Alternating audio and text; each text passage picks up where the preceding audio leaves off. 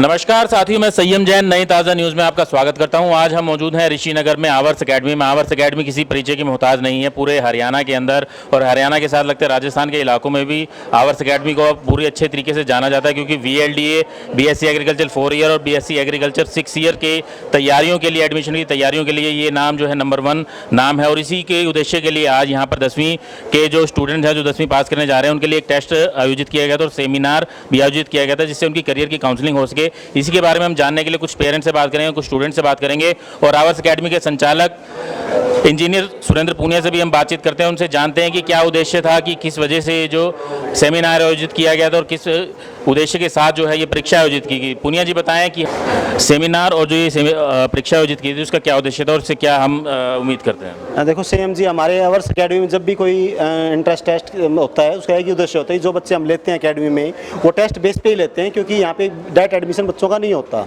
अगर हमें लगेगा ये बच्चा चलने लायक है या इस बच्चे का एग्रीकल्चर में सिलेक्शन हो सकता है या थोड़ी मेहनत करवाएं तो सिलेक्ट हो जाएगा, उन्हीं बच्चों को हम सिलेक्ट कर लेते हैं। और जो बच्चे पुअर होते हैं पढ़ाई में, जिनका बेस अच्छा नहीं होता, उन बच्चों को फिर हम आगे के लिए 1 साल या 2 साल का टाइम देकर उनको आगे तैयार करते हैं। उनको इस तरीके से टेस्ट लिया जाता है। सेकंड पॉइंट इसमें यह है कि कई बच्चे इंटेलिजेंट होते हैं और अकेडमी की जो भारी भरकम फीस होती है वो पे नहीं कर पाते बच्चे, उनके लिए स्कॉलरशिप टेस्ट के नाम से टेस्ट लिया जाता है। तो उनको स्कॉलरशिप मिल जाती है उनके टैलेंट के हिसाब से, तो उनको पैसे में भी हेल्प मिल जाती है, फीस भी कम हो जाती है और पढ़ भी पाते हैं, अच्छी एजुकेशन ले पाते हैं। तो आज का जो टेस्ट है उसमें कितने स्टूडेंट्स ने हिस्सा लिया और उसका रिजल्ट कब तक घोषित कर दिया जाएगा और स्टूडेंट्स को फायदा क्या क्या मिलेगा? देखो इसमें आज हमारा टारगेट था 300 बच्चों को टेस्ट दिलाने का, तो यहाँ हमारे पास बच्चे 400 प्लस आए थे, तो हमने 100 बच्चों को आगे वाले टेस्ट की डेट घोषित कर दी है 24 अप्रैल को। तो जो स्टूडेंट्स भी हरियाणा के इधर उधर से रह गए हैं, जो टेस्ट नहीं दे पाए 10th के बाद, 8th क्लास के बाद या 12th क्लास के बाद, तो वो बच्चे 24 तारीख वाला टेस्ट भी दे सकते हैं। 24 अप्रैल का जो कमिंग संडे आने वाला है वो टेस्ट आप जरूर दें। उसके लिए पहले रजिस्ट्रेशन करवाना जरूरी है, क्योंकि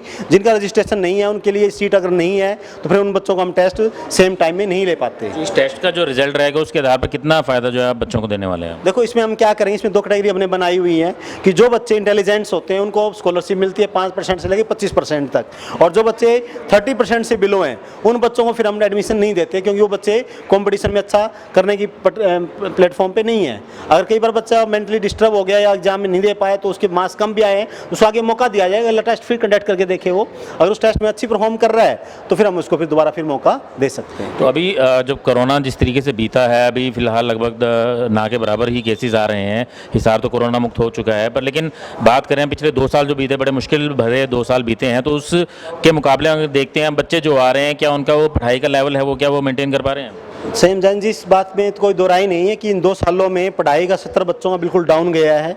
बट लेकिन हमें विश्वास है कि 3 या 4 महीने 5 महीने अभी बच्चे अगर सही पटरी पे आ जाएं और तैयारी करना स्टार्ट कर दें, आज भी 15-15 घंटे की स्टडी बच्चे करें, 5 घंटे हम पढ़ा रहे हैं, 8 घंटे 9 घंटे सेल्फ स्टडी कर रहे हैं, तो मुझे उम्मीद है कि आने वाले 4 या 5 महीनों में सारे बच्चे अपना पीछे वाला जो कमी है उसको रिकवर कर लेंगे। और जितने भी एग्जाम होते हैं, एंट्रेंस एग्जाम यूनिवर्सिटी के लिए, BSc एग्रीकल्चर के लिए, VS VLDA या जो भी IIT PMT के लिए जितने भी एंट्रेंस टेस्ट है, सब में 4 या 5 महीने टाइम हमारे पास आज है, तो हम आराम से तैयारी करके निकल सकते हैं। तो पीछे वाली कमियों को पूरा किया जा सकता है अगर टाइम रहते ही पेरेंट्स अवेयर हो जाएं और अपने बच्चों का टाइम खराब एग्जाम होते ही उसको इमीडिएटली हमारे पास भेजें, तो हम बेटर तैयारी करवाने का एक वादा कर रहे हैं आपसे और करवाएंगे भी। तो आपसे एक ये चीज़ और पूछना चाहेंगे कि आपकी जो एकेडमी है उसमें क्या खास तरीके क्या हैं जिससे तैयारियां कराई जाती है? अभी एक फिलहाल आपने भी देखा होगा कि वीडियो वायरल हो रहा है, काफ़ी बच्चे को पीट रहे हैं लाइव क्लासेस में, और फिर उन्होंने एक बाद में उन्होंने मैसेज भी दिया कि बच्चों को पीटना भी ज़रूरी है, समझाना भी ज़रूरी है, तैयारियां करवानी है, हमें उन्हें आगे कामयाब बनाना है। देखो सर, अब वो टाइम नहीं रहा कि आप बच्चों को धमका कर पीट कर पढ़ा सकते हो। एक टाइम था जब क्या होता, उस टाइम पहले टाइम ऐसा था जब घर में 4-5 बच्चे होते थे, नहीं मानते थे, पेरेंट्स भी पीटते थे। आजकल हर पेरेंट्स के 1 या 2 बच्चे होते हैं, चाइल्ड्स होते हैं, तो सिंगल पेरेंटिंग की वजह से बच्चा नहीं आजकल उसको सुन सकता, पेरेंट्स की नहीं सुनता, वो टीचर्स की कहाँ से सुनेगा।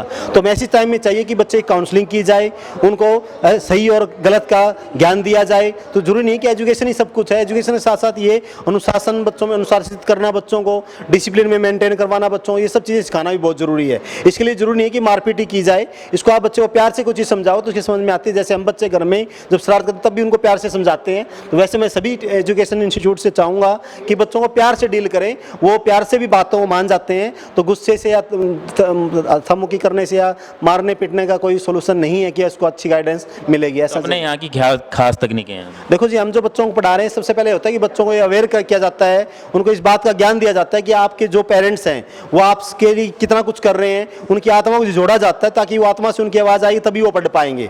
तो उनको पहले तो ये गाइड किया जाता है कि पढ़ाने से पहले कि आपको फ्यूचर, आपको एम डिसाइड होना चाहिए कि आपको किस डायरेक्शन में जाना है, किस तरीके से आपको बच्चे को आगे टॉप लेवल पे पहुंचाना है। तो बच्चों को हर चीज़ की डायरेक्शन देनी बहुत जरूरी है। यहाँ जो बच्चे चल रहे हैं वो डायरेक्शन लेस चल रहे हैं, उनको ये पता ही नहीं है कि हमें करियर में क्या करना है, किसी ने कुछ कह दिया उस करियर में डाल दिया, पेरेंट्स ने, बच्चे से पूछा ही नहीं गया। तो मैं चाहूँगा कि बच्चों से आप जरूर पूछें इस चीज़ को कि बच्चा क्या चाहता है, उसको किस टाइप का माहौल चाहिए, और उसको समझ कर ही हम बच्चों को समझ कर पढ़ाएं, तो मुझे लगता है हम ज़्यादा बेटर अच्छा रिजल्ट बना सकते हैं। तो देखा साथियों आपने कि किस तरीके से इंजीनियर सुरेंद्र पुनिया ने बताया कि बच्चों के भविष्य के लिए बहुत ज़रूरी है कि उनको सही दिशा दी जाए, क्योंकि बच्चों के अंदर बहुत अधिक टैलेंट होता है, बहुत अधिक शक्ति भी होती है। वो घोड़े की तरह है, क्योंकि घोड़े को अगर सही दिशा दी जाए, वो सही दिशा में अगर दौड़े तभी वो रेस में आगे रह सकता है। तो उसी के देखते हुए जो है यहाँ पर कोर्सेज तैयार किए गए हैं, और 10वीं का जो आज जो पेपर किए गए थे, एग्जाम जो लिए गए थे, एंट्रेंस एग्जाम लिए गए थे, ताकि यहाँ पर एडमिशन ले सकें। और 10वीं के बाद जो 6 ईयर BSc एग्रीकल्चर होता है, वो HU की तरफ से जो करवाया जाता है कोर्स, उसमें एडमिशन के लिए यहाँ पर तैयारियाँ कराई जाती हैं। जो 300 बच्चों का आज टेस्ट लिया गया था, उसमें जो भी बच्चे जो फर्स्ट रहेंगे उन्हें स्कॉलरशिप दी जाएगी, और देखा जाएगा क्या उनका पढ़ाई का लेवल, और यहाँ पर उनका एडमिशन करने के बाद उन्हें इस तरीके से तैयारी कराई जाएगी कि उनका admission BSc agriculture 6 year programme में, HU के प्रोग्राम में हो सके। तो इसी को देखते हुए हम भी आपको कहना चाहेंगे कि अपने अगर बच्चे के अंदर आप देखना चाहते हैं कि आपके बच्चे में टैलेंट है, वो पढ़ सकता है, किस दिशा में जा सकता है, तो जरूर उनको एक बार ऋषिनगर स्थित आवर्स अकेडमी में लेकर आए, ताकि उनको पता लग सके कि वो बच्चा किस दिशा में आगे बढ़ सकता है। मैं संयम जैन, कैमरामैन अशोक के साथ, नई ताज़ा न्यूज़, हिसार। लेटेस्ट वीडियोस के लिए सब्सक्राइब करें हमारा चैनल नई ताज़ा न्यूज़ और दबाएं बेल आइकॉन ताकि आप मिस ना करें कोई भी अपडेट।